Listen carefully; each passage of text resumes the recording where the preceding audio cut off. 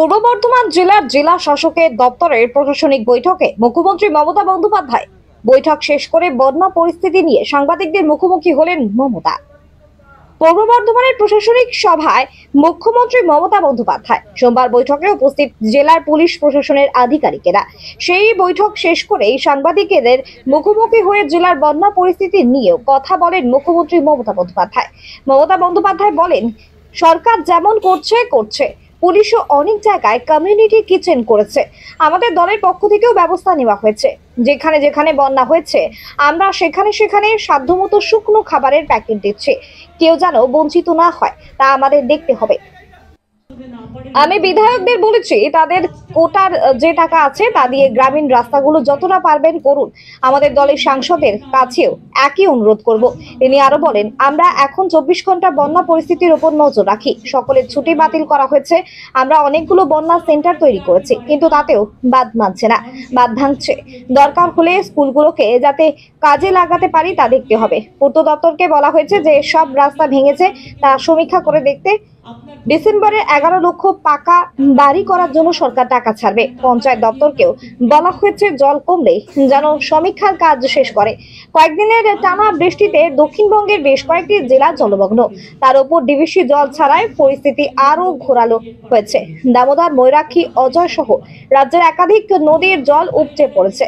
বহু রাস্তাঘাটের ওপর দিয়ে বইছে নদীর জল, ভেঙেছে সেতু, বিপর্যস্ত জনজীবন। গত সপ্তাহে বন্যা পরিস্থিতি খতিয়ে দেখতে বিভিন্ন জায়গায় গিয়েছেন মমতা, কথা বলেছেন সাধারণ মানুষের সঙ্গে। এই পরিস্থিতির জন্য ডিভিসিকেই দায়ী করেছেন তিনি। রাজ্যের বন্যা পরিস্থিতিকে ম্যান মেড বলে দাবি করেছেন মুখ্যমন্ত্রী। একই সঙ্গে প্রধানমন্ত্রী নরেন্দ্র মোদীকেও এই দিনে দুবার চিঠিও লিখেছেন মমতা। পরিস্থিতি সামাল দিতে জেলা প্রশাসনকেও সব ছাড়তে চায় না, কিন্তু একটা মানুষের জীবন চলে গেলে জীবন ফিরে আসে না। বাসস্থান হয়তো ফিরে পাওয়া যায়, কিন্তু জলে ভিজা কর্দমাক্ত অবস্থায় অনেক কিছু তাদের নষ্টও হয়। এই অবস্থায় আমরা এমএলএদেরও বলেছি, বড় বিল্ডিং বানিয়ে, নিজেদের মূর্তি বানিয়ে যে টাকাটা আপনারা খরচ করেন, দয়া করে কেন্দ্রীয় সরকার তার 1/4 যদি আমরা পাই, আমরা Ganga action plan, flood control সিচুয়েশনটা আরো ভালো করে করতে পারি। আমাদের সরকার আগে তো কেউ খবরই রাখতো না, এখন তো আমরা মনিটরিং করি 24x7। সব ছুটি বাতিল করা হয়েছে, কারণ একটাই, রাত থেকে সরকারি কর্মচারী হোক, পুলিশ হোক, আমাদের দলের স্বেচ্ছাসেবকরা হোক, তারা পাহারা দিচ্ছেন। সব ভিডিও আইসির ওখানে মাইক্রোফোন রাখার ব্যবস্থা করা হয়েছে। সমস্ত রিলিফ ক্যাম্প বিভিন্ন জায়গায়, আশেপাশে যদি জল জমে সেখানে তুলে আনার জন্য বলা হয়েছে রিলিফ সেন্টার। আমরা ফ্লাড শেল্টার অনেকগুলো তৈরি করেছি, কিন্তু তাতেও বাঁধ মানছে না, বাঁধ ভাঙছে। জলের পর জলের প্লাবনে টোটাল সার্ভে করতে পঞ্চায়েত ডিপার্টমেন্টকে বলা হয়েছে।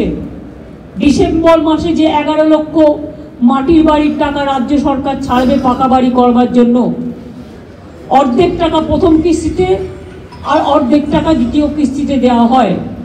অর্ধেক কিস্তির টাকা আমরা ডিসেম্বরে ছাড়ব। জল কমে গেলেই পঞ্চায়েত ডিপার্টমেন্ট সার্ভে করে নেবে এই 11 লক্ষ মানুষের বাড়ি। তাছাড়াও মাইনরিটি ডিপার্টমেন্ট থেকে 65,000 বাড়ি তৈরি করে দেওয়া হচ্ছে ডেস্টিটিউটদের জন্য। সেই সংখ্যাটা যদি ওই লিস্টে থাকে, তাহলে অটোমেটিক্যালি সেই সংখ্যাটা এই লিস্টে যুক্ত হবে। অর্থাৎ যাদের বাড়ি, মাটির বাড়ি ভেঙে গেছে, ধসে গেছে, অথচ লিস্টে নেই, তাদেরও আমার মনে হয় যে বাড়িগুলো আছে সার্ভে করে দেখুক, কারণ তাদের আমাদের প্রায়োরিটি দিতে হবে। আমরা 50 লক্ষ বাড়ি বাংলায় পাকা বাড়ি তৈরি করে দিয়েছি এই 13 বছরে, কিন্তু এখনো মাটির বাড়ি গ্রাম অঞ্চল, আমাদের তো গ্রাম অধ্যুষিত বাংলা, এখনো 50 লক্ষর মতো বাকি আছে। সেক্ষেত্রে যে বাড়িগুলো একেবারে ধ্বংস হয়ে গেছে এবং অর্ধেক ধ্বংস হয়ে গেছে, সেই বাড়িগুলোরও একটা লিস্ট করতে বলা হয়েছে। ইতিমধ্যে অনেক বাড়ি হয়তো 11 লক্ষ লিস্টে আছে, যেটা নেই সেটা আমরা চেষ্টা করবে আরও কিছু বাড়িয়ে তাদের লিস্টে যতটা সম্ভব, যাদের একমাত্র ভরসা তাদের মাটির বাড়ি, তাদেরটা দেখে দেওয়া যতটা পারবো, টাকা যতটা পারমিট করবে।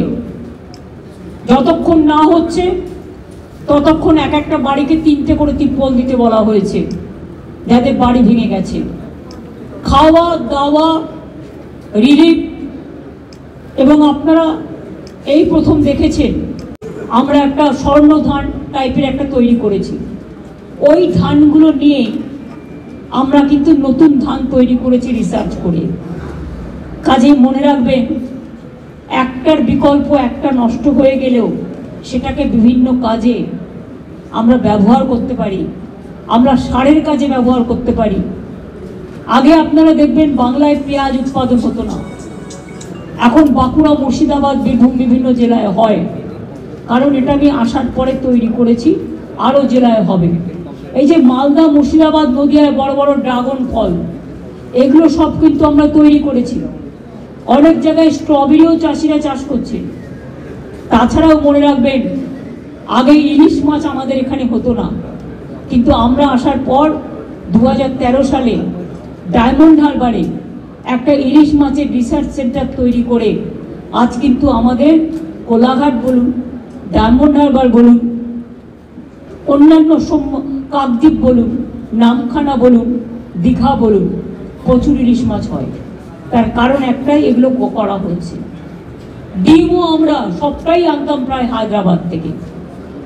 আমরা এই বছর ডিসেম্বরের মধ্যে ডিমের সেলফ সাফিসিয়েন্ট হয়ে যাব।